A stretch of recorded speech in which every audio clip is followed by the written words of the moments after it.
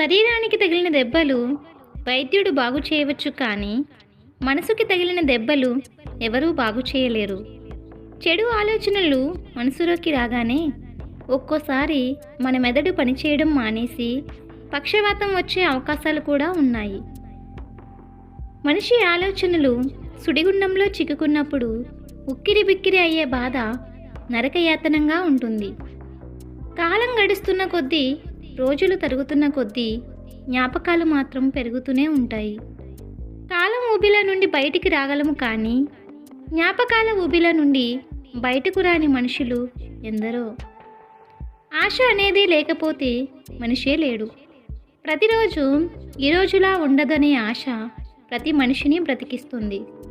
ఒక మనిషికి ఇంకో మనిషి తోడు లేకుంటే ఎన్ని సదుపాయాలు ఉన్నా వ్యర్థమే. జీవితం అంటే ప్రాబ్లం లేకుండా బ్రతకడం కాదు, ఉన్న ప్రాబ్లమ్స్ని సాల్వ్ చేసుకుని బ్రతకడం. నీ గురించి తెలియనంత వరకు ఎదుటివారికి నీ తప్పులు కనిపించవు. ఒక్కసారి నీతో బంధం లేదా స్నేహం ఏర్పరచుకున్న తర్వాత నీలో తప్పులు వెతకడం ప్రారంభిస్తారు.